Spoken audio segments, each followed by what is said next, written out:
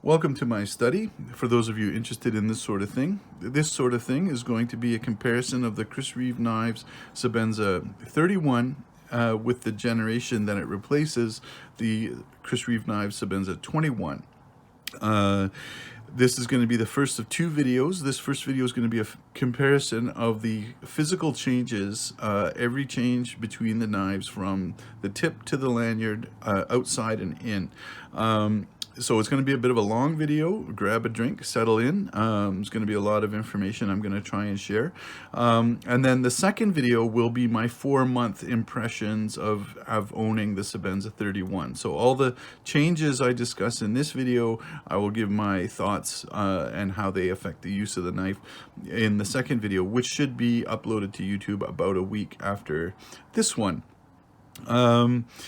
Why are there so many knives on the table? Well, initially when I received the 31 and did the unboxing video and my initial impressions, I said I would follow up in about a month with a comparison when I got my black micarta inlaid large 21 back, because it would have been the only other large 21 or the only other large of the family Sebenzas that I own.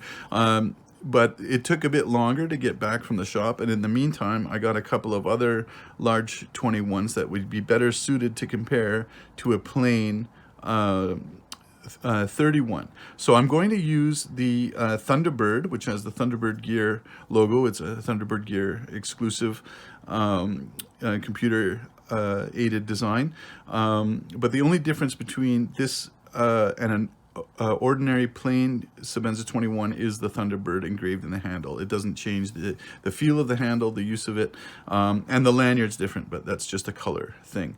But I don't need to take apart the Thunderbird. I've only had it for a month. It needs no maintenance at this point, but so I'm gonna use the paisley when I do disassemble the knives to show you the insides, because I want to switch out this rust colored lanyard I'm not really a fan of. So I'll leave that one aside for now, and then I will keep the black micarta inlaid 21 on hand for when I discuss micarta. I also have the Sebenza 25 because when I do disassemble the knives, I'm gonna make a couple of remarks about the internals of this one. Also, I should note, and I will actually compare, because I do not have a small plane, between the large 21 and small 21, the knives are just scaled down. Everything is just scaled down except for two aspects, and that is the pocket clip is identical, same size on the large and the small, and the blade width. It's hard to tell, but they are exactly the same width blades on both knives. And that is the same between the large 31 and a small 31. So everything I discuss in this video applies to both sizes of knives. But this video is being done comparing, obviously, the larges. So let's start from the tip and work our way back, first on the outside of the knife. Now, as far as the blades are concerned, we have no difference in what you can see outside the knife. Mine happen to both have double lugs on them, but the standard, unless you request it, there will only be a lug on the thumb side. If you're right-handed, it'll be on the left-hand side of the blade as you hold it, and on the right-hand side if you order a lefty. But the profile of blades is identical. If you trace them on paper and put one over the other or overlay them on video, they are the exact same shape right up to the handle. The differences are inside on the tang of the blade, and we'll get to that in the second half of the video here. The jimping on both is also identical. It's 21 grooves, 20 ridges, and the same sort of grip or friction on both thumbs. So now let's move back and start looking at the handle. So the first thing you encounter on the handle is this chamfering at the front, this sort of chisel edge front, and the chamfer. And the chamfers that run all the way around the handles. Those chamfers are all the same on both the Sebenza 21 and the 31, with two small exceptions. And the first one is very noticeable on the index finger groove. So you can see where your index finger goes in, it stands out very plainly that the Sebenza 31 has a much deeper chamfer. It's contoured as opposed to on the 21, which follows the exact same angle and depth all the way around as the chamfer around all edges of the knife except for at the front. And on the 31, it's contoured, so it's a bit narrower at the edge of the handle and thicker at the middle. It's got a bit more of an angle to it and a bit more depth, so much more contoured to the hand. And that's also reflected on the lock bar. Now, if you compare the two, you can see that the lock bar on the 21 is chamfered as well. It's not as deep. The lock bar on the 31 is chamfered a little bit deeper, and but they both are contoured. On the other side, you will see that on the 21, the chamfer is even. It follows the same chamfer dimensions as all along the edge again. Whereas on the 31, you have a bit more contour. And when you look at the lock bars from the top, you'll see on the 21, there's a much bigger flat. On the 31, it almost comes to a point. In my first video, I actually thought it came to a point, but when I look closer, there is a thin flat surface between the two chamfers, but it's very thin flat on the top. So much more contoured to the fingers. Other than that, the chamfers around the finger side of the knife, the top of the knife, and around the butt are all the same. They are roughly 1/16 of an inch at 45 degrees. I didn't measure with a micrometer or anything like that. I used a ruler, but it's just shy of 2 millimeters width on all those chamfers, and they're the same. One difference, the other difference though, on the edges and chamfers is on the finger edge between the index finger groove and the butt end.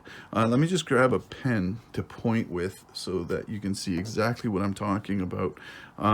So if you look at this edge between the butt end corner here and the finger groove here, you will hopefully detect with your eye that the edge is a curve. It follows a curve up to about this point, and then it is flat.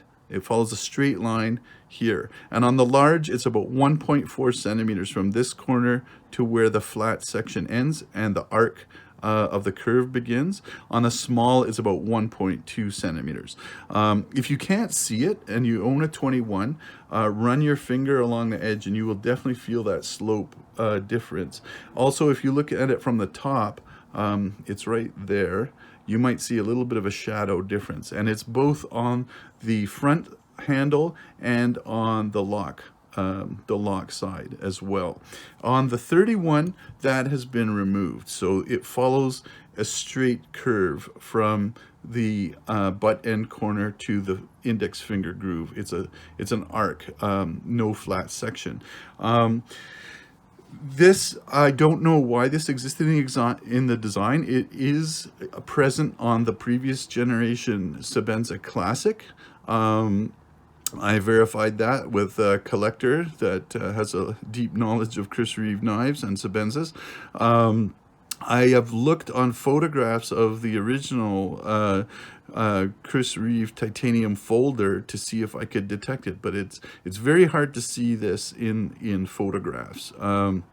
So I don't know if its legacy goes all the way back, but Chris Reeve does not make mistakes in his design. And if it was on the Classic and carried over to the 21, there must have been a reason. The best I can guess is that he built the finger groove, the index finger groove for your index finger. He has a flat for your middle finger, and then your final two fingers rest on the curve for the grip.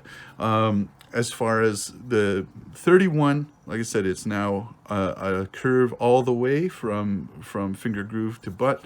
But you know, does it make a difference in ergonomics? Maybe slightly. That's a topic for the second video. I don't want to go down that path right now.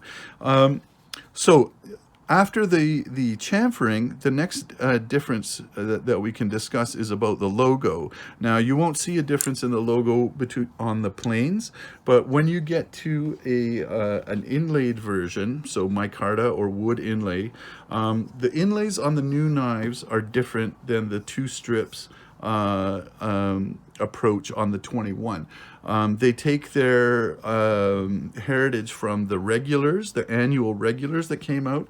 And I will just note that there's another video out there by Eugene who does a comparison of the Sebenza 21 with micarta inlays with a Sebenza 31 with micarta inlay.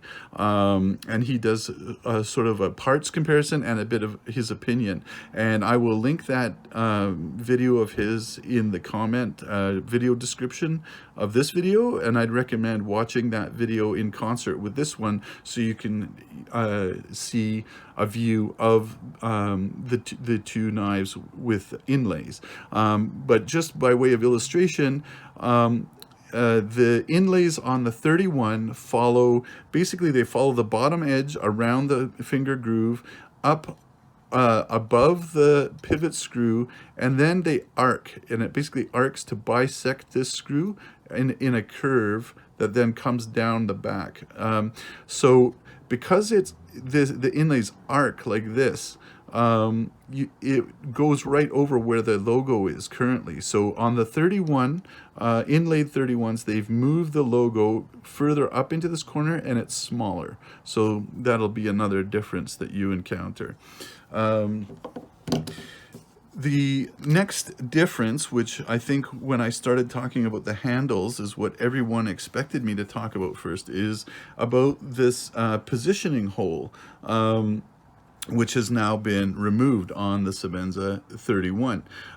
This hole existed for machining purposes. This locating hold, when they put the handles into the CNC machines, it would hold the handles in the exact same position to make sure the precise tolerances were the same for every handle and that the handle didn't move. Now they have new machines, more precise machines. Their tolerances are higher than ever before. They don't need that hole. And as I mentioned in the video, when I received this knife, it gives a lot more possibilities for when they do the annual computer generated graphic designs, the custom aided or computer aided designs, and the unique graphics, because they don't need to put the cabochon in that same spot. And they just have a bit more of a canvas to work with. So we'll see the creativity that comes out of having that difference. So that's everything with the handles, except once we get to the back where the lanyard is. Now you'll see on the Sebenza 21 that the lanyard cord, the titanium on either side is flat, whereas on the 31 they've added a bit of a chamfer. And it might be hard, there you can see there's a bit of a chamfer on either side for a little bit more movement of the cord. And we'll get a better look at that once we go inside the knives. Let's flip it over. The last big difference on the outside of the knife is, of course, the pocket clip. The pocket clip on the 21 runs straight down the lock bar, whereas on the 31 it's angled off of the lock bar onto the handle. There are three possible reasons for this. The first one being that on the 21, the pocket clip puts some pressure on the lock bar, which will make it harder to push when you're unlocking the knife, or it will push it harder in when the knife is being opened and that lock bar is falling into place.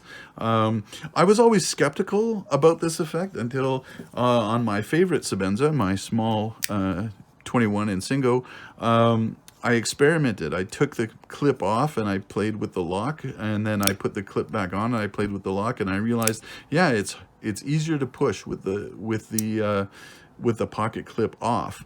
I tried it on the 31. I actually did it on my Paisley, and I didn't notice much of a difference. It's just because the lock bar is much longer. You get much more, laws of physics. The longer your moment arm, the easier it is to exert force. So it doesn't really make a difference. It's not an appreciable difference on the largest, but on the smalls it does. So by angling the clip off of the bar, you remove that extra pressure. It makes it a little bit easier to operate.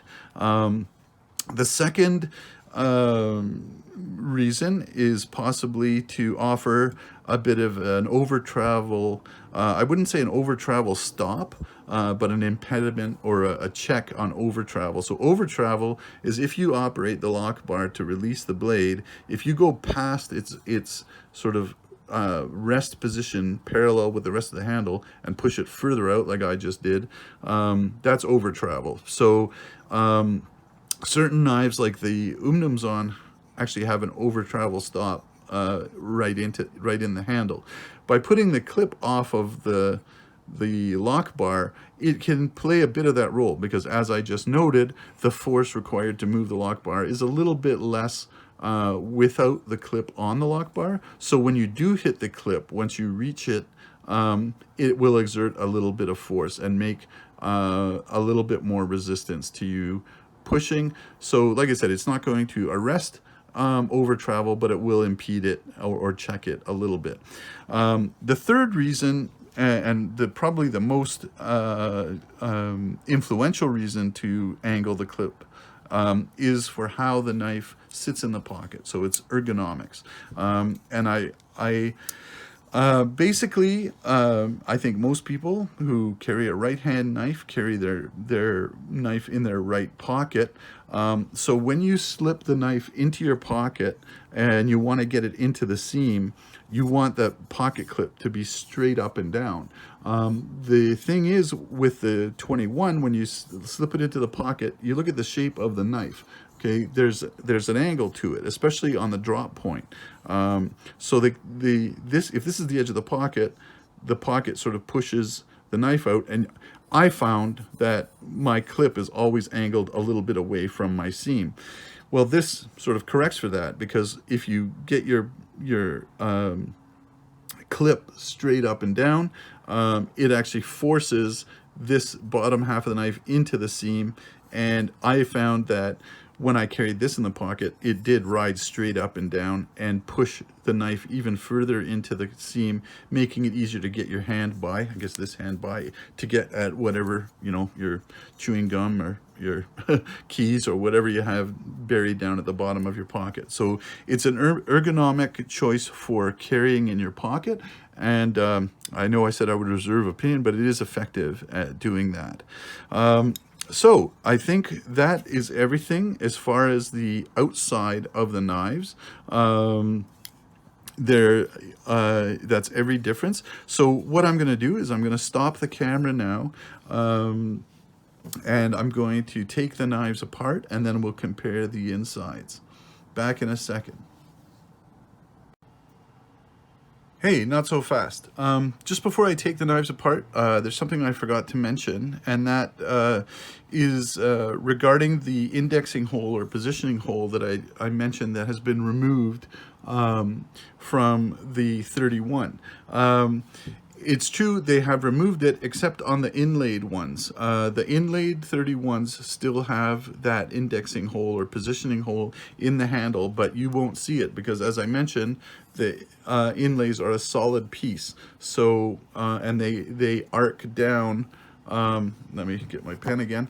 At the butt end or back end of the handle, they arc like this. They come down next to the to the screw and the lanyard hole, but they are covering this area.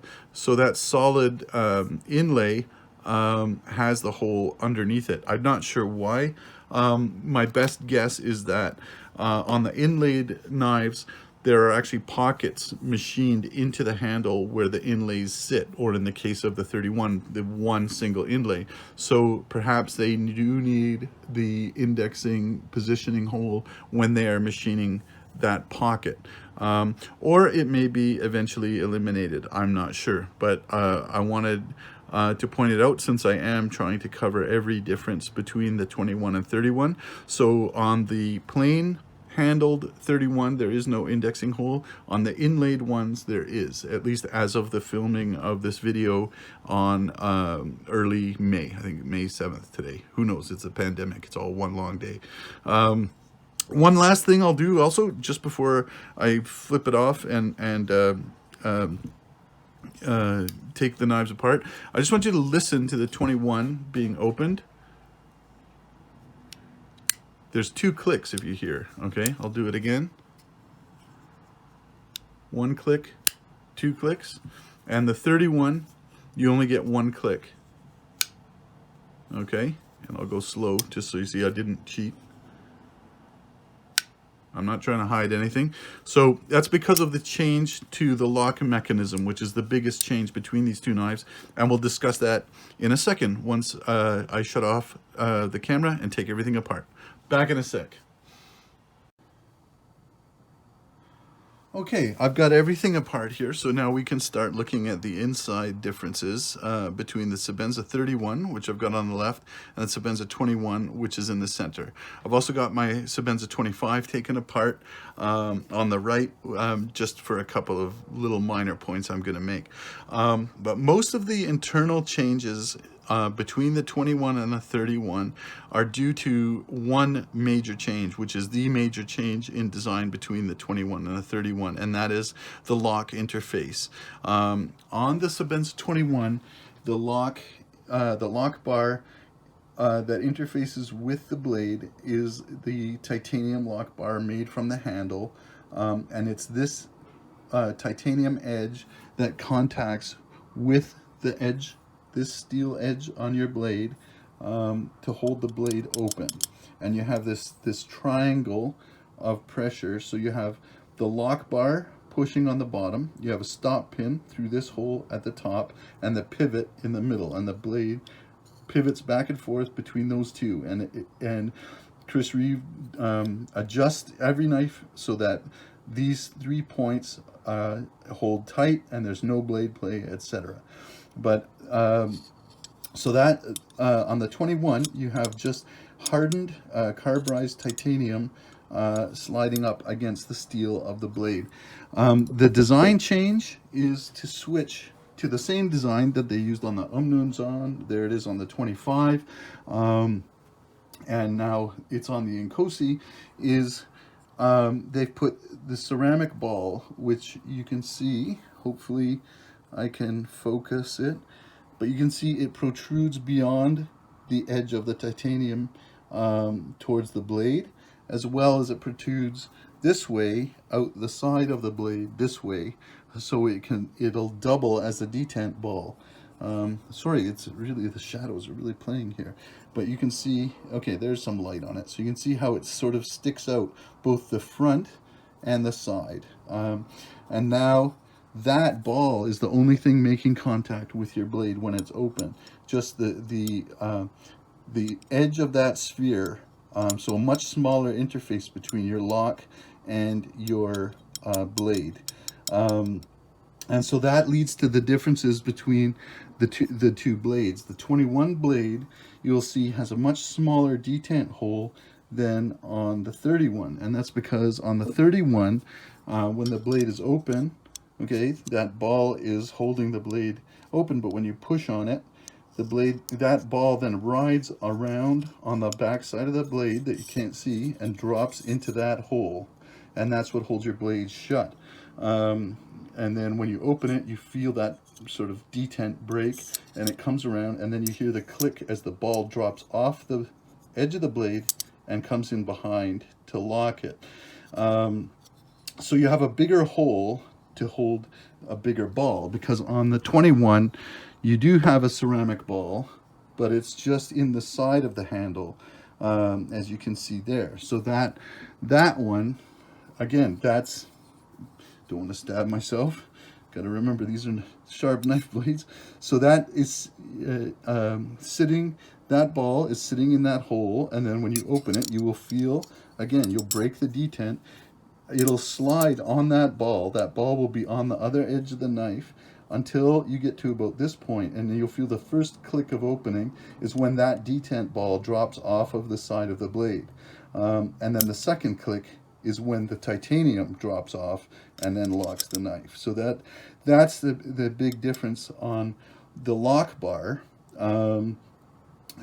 As far as the blades go, then you have the different size holes for the two different size ceramic balls, but also you will look on the lock interface, which is this flat surface, and you can see on the 21 it's worn all across that little flat there, whereas on the 31 you just have a little groove where the ball fits, and it'll come from the factory. It'll have been adjusted, so there will be a groove, but that'll slowly work its way in a bit more the more you use the knife. Now this flat surface on the 21 and the 31, there's a slight difference. You can see on the 31 there's like a little lip that runs up on the lock side a little bit further, whereas on the 21 it just sort of slants.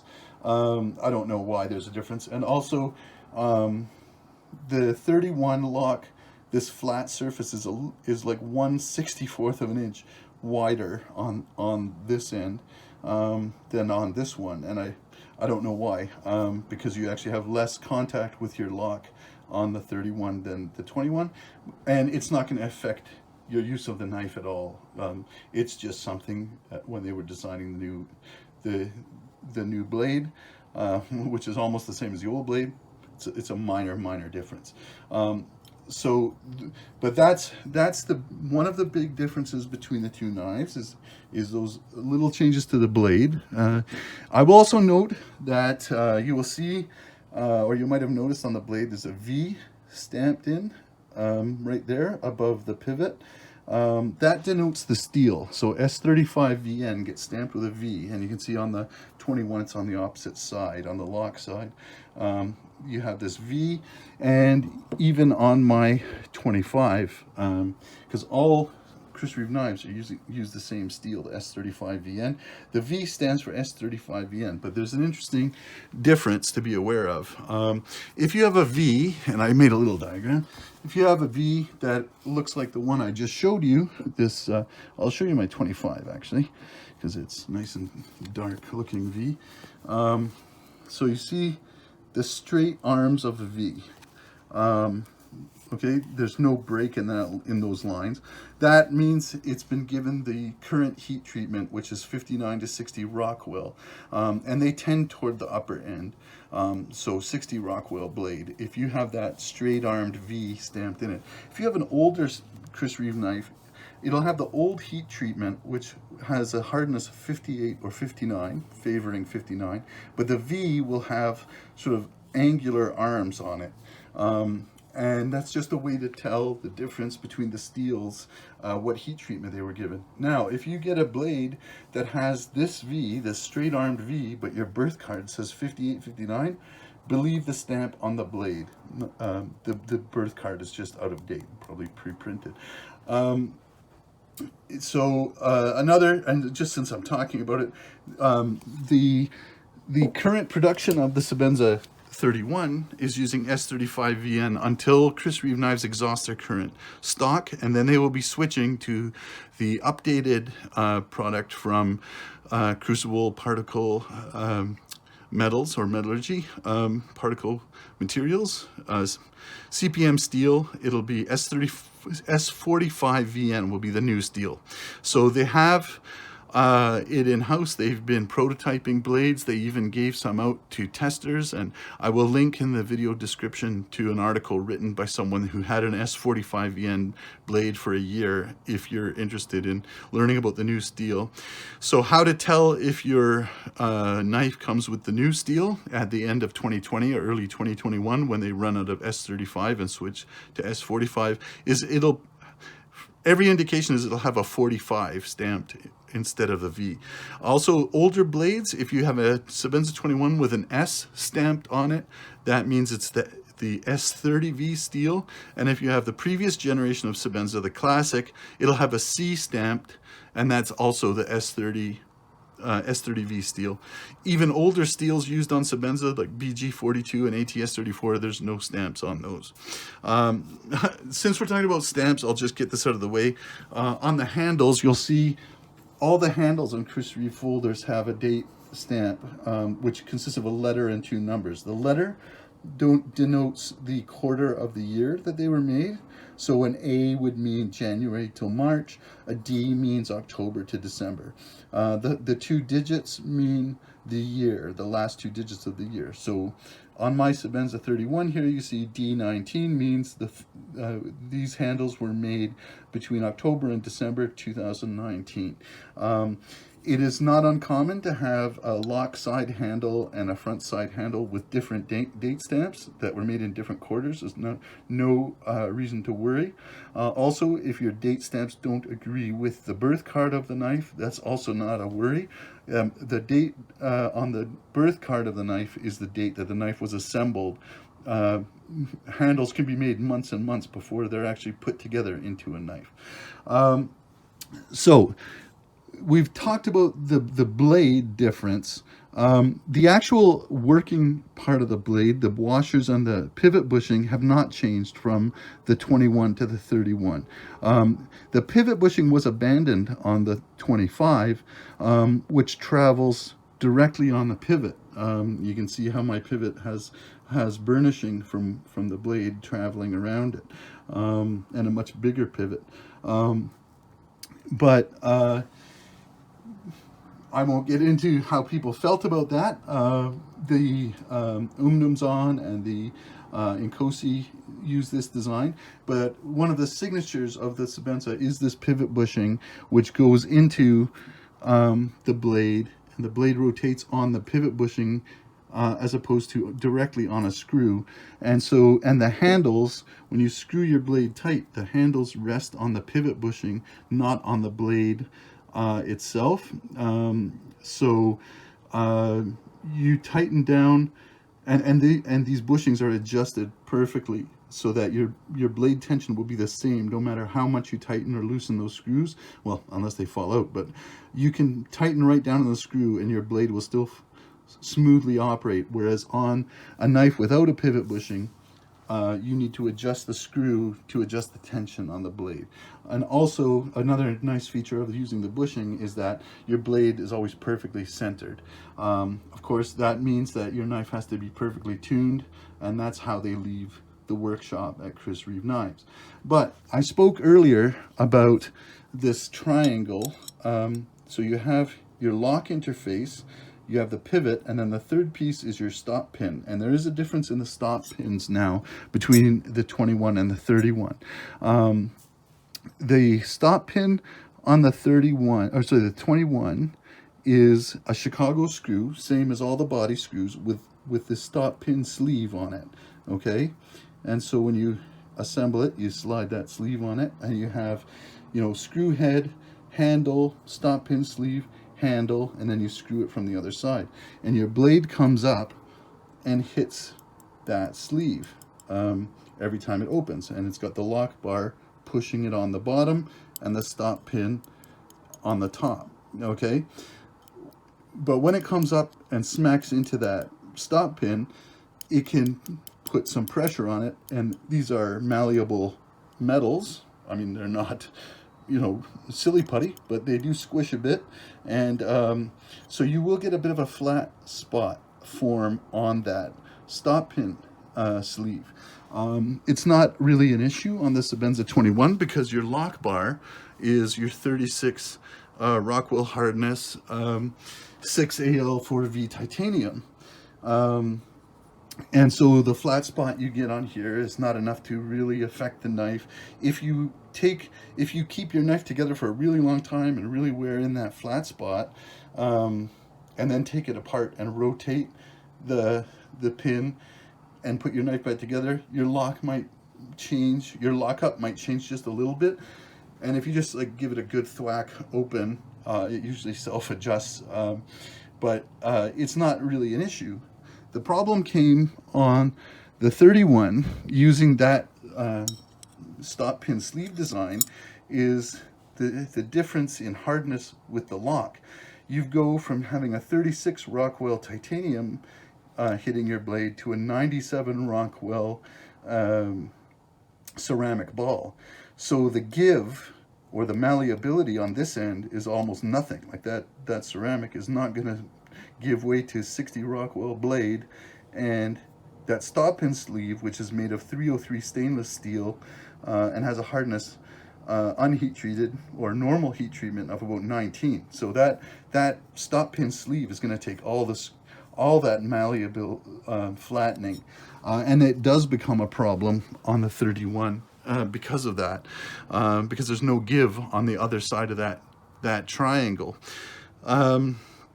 So one of the design options they had was to make that stop pin, put a deliberate flat spot on it.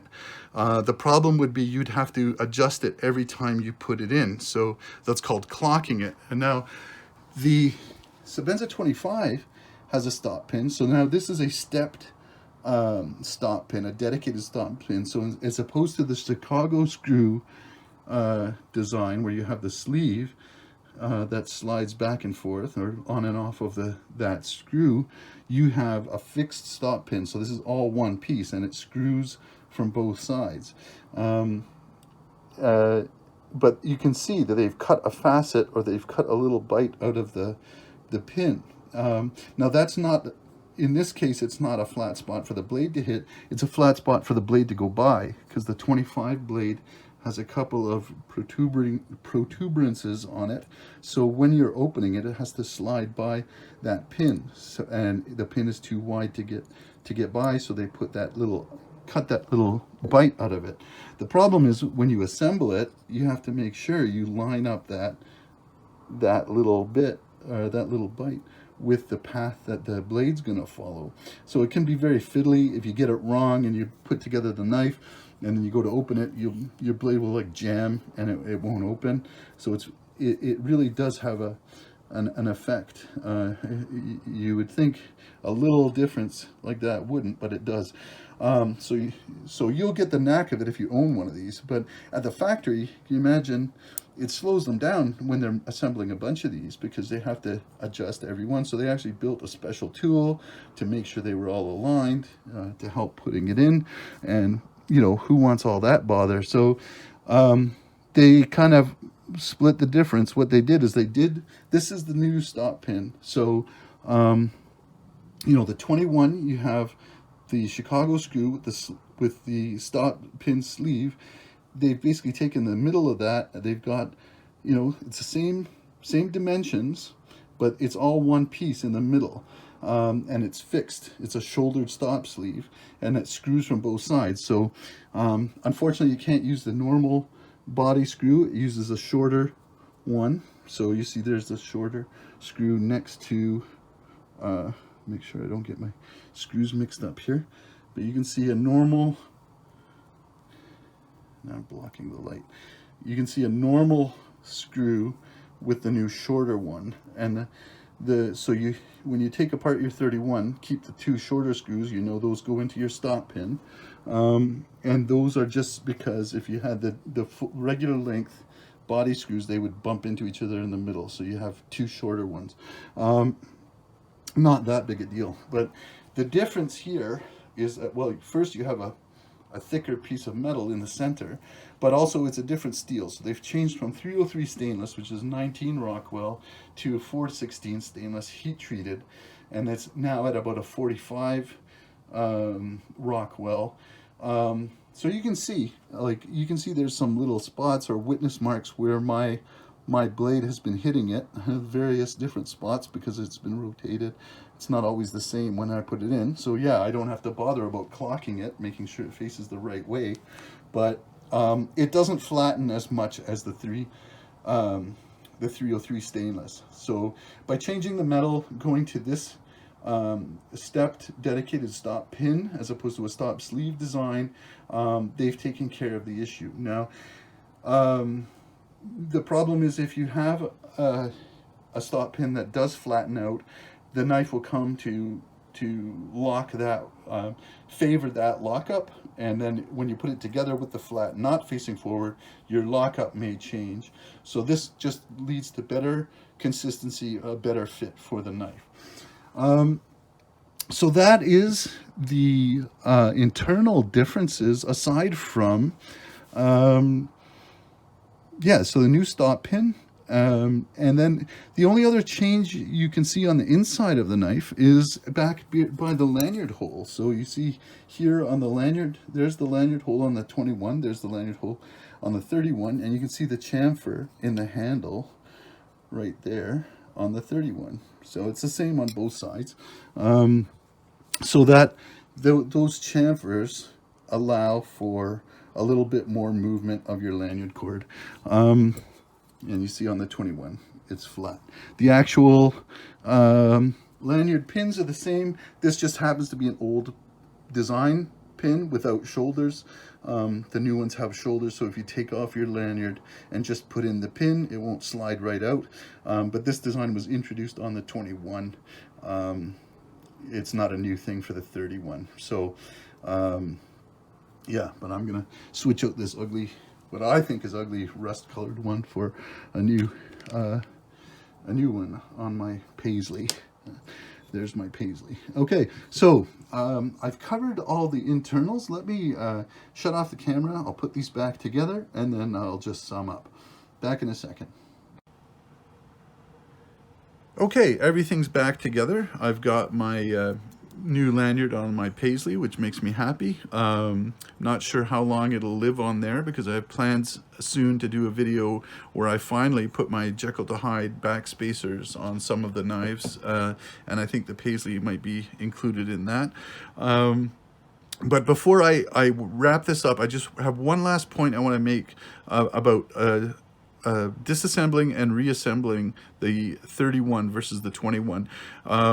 If you're taking apart and putting together your Sebenzas, the best technique to use is using the video that they have on the Chris Reeve Knives website. Tim Reeve disassembles and reassembles a Sebenza 21. It's the best way to do it as far as I'm concerned.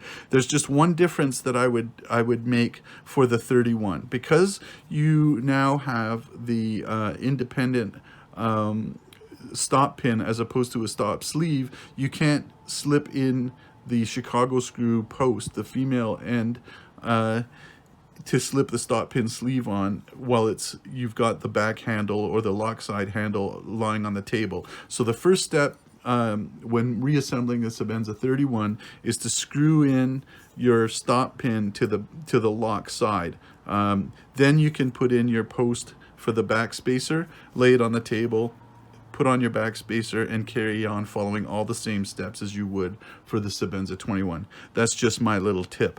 But there you go. That's every physical difference between the Sebenza 21 and the Sebenza 31 that I'm aware of.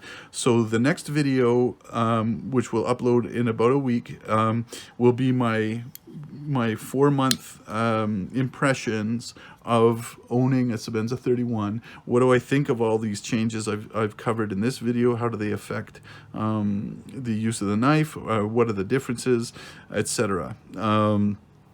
So if you've stuck with this video from the beginning, thanks for making it to the end. Thanks for dropping by, and I'll see you in the next one.